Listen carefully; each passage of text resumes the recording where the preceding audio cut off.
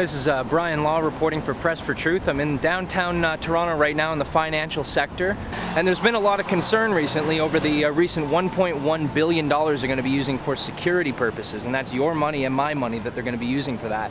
$1.1 billion. Let's put that in perspective compared to the last G20 summit that was $18 million, and compared to the summit in London before that that was $30 million.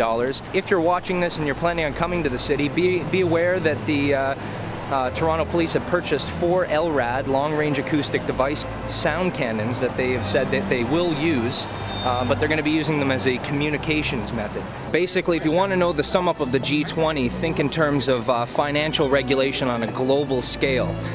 You have something called the IMF, the International Monetary Fund, which after the financial bailout and the financial collapse in the States was given new mandates to be able to give special loaning rights to certain countries if they needed to borrow money. The important thing to know about the IMF is you borrow all of your money at interest. It is not free to borrow the money from the IMF. It's a group of private bankers.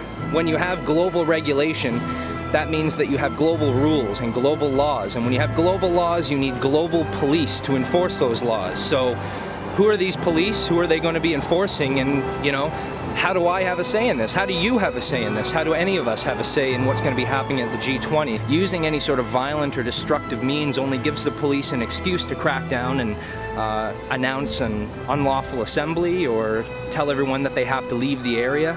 It allows police to crack down and basically break up a protest that might be completely legitimate and have a good message to it.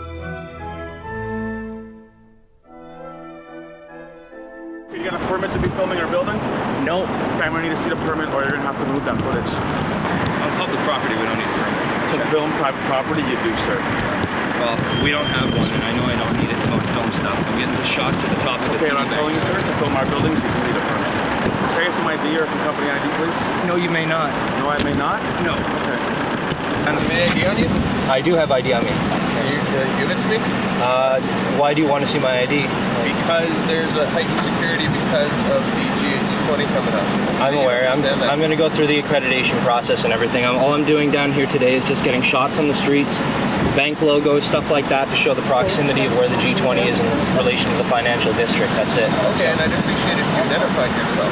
Well, that's fine. I can identify myself to you. My name is Bryan, but okay. You know, I don't think it's necessary to give ID to private security when I'm filming on public property. So sure, they're helping us out because we've been told them to be aware of.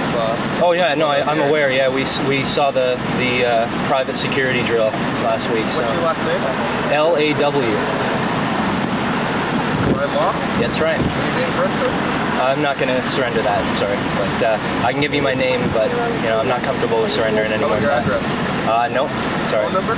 No, not my phone number. I'll give you my name, sir. Who do you work for? I work independently. What are you filming? I'm just filming some shots. So we're going to be cutting together a pre-G20 video, just kind of showing the proximity of the downtown core in relation to where the G20. What do you work for? I work independently. You have ID? I do. See it? I'm not going to surrender my ID. What's that? I said I don't feel comfortable surrendering my ID. Okay, well, this is a very sensitive situation. I understand and that. we don't want people filming buildings in downtown core, especially preceding the G20. Okay. So, yeah. Well, no, I understand that. I'm just gonna, you know, go about my own business and just get some shots. You're gonna stop filming, right? I'm sorry? You're gonna stop filming now? Yeah. I'll stop filming as soon as we're done getting all the shots. No, you're gonna stop filming now, right? Or you're gonna give us ID, one of the two. No, I can't do that. I'm sorry. Okay, well, turn around, put your hands behind your back. Okay. What are you gonna do? You're gonna do it that way if you want. I don't understand why. There's investigative potential. So right now on the camera, as it's still rolling, we are being arrested for Officer 9989. PC James, actually. PC James. If you'd like to know. Yeah. They'll be on your record of arrest. Okay. I finally got my arrest report in the mail. It took 30 business days to figure out exactly what I was put in handcuffs for at 20 King Street West while I was filming on public property on the 2nd of May. I finally got a message letting me know that a detective, Nancy Van Vegel, had received my complaint, my official complaint that I put in with the Office of the Independent Police Review Director, or the OIPRD, letting me know that the Toronto Police will be assigned to investigate themselves. I have to wait until July 5th to find out what the police are going to do about putting people in handcuffs for doing nothing illegal on public streets in the city. So I was asked for my identification. I refused to hand it over, and they called the police on me. The police approached and asked me what my name was. I told them my name and my purpose for filming in the downtown core.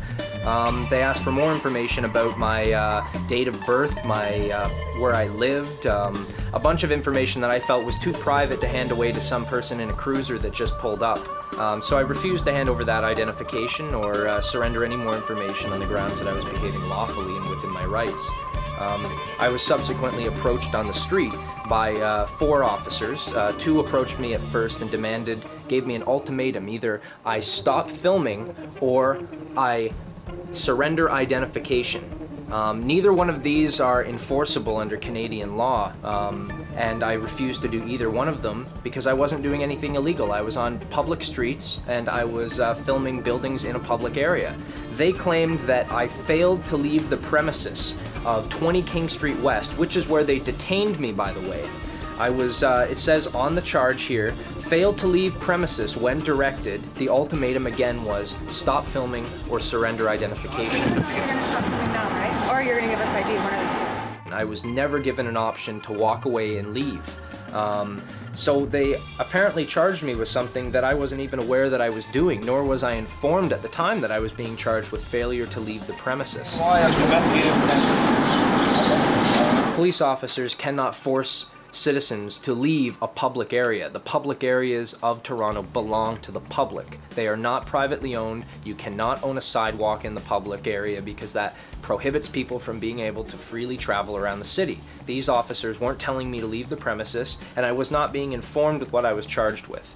The reason that I'm fighting against this is that I don't want other people coming down here for the G20 or any time afterwards to feel that they have to surrender identification, that they have to give up their personal information to police officers. How you doing today? Good, how are you doing? Oh, good. I'm just curious what you're videotaping. I'm just doing like a pre-G20 coverage of like the security perimeter, all that stuff that they're setting up. Okay. Work with an organization called pressfortruth.ca. Yep. Check it out online. So, Yeah. so. Been on your website. Yeah, you're allowed 3 feet from the... What about filming buildings, though?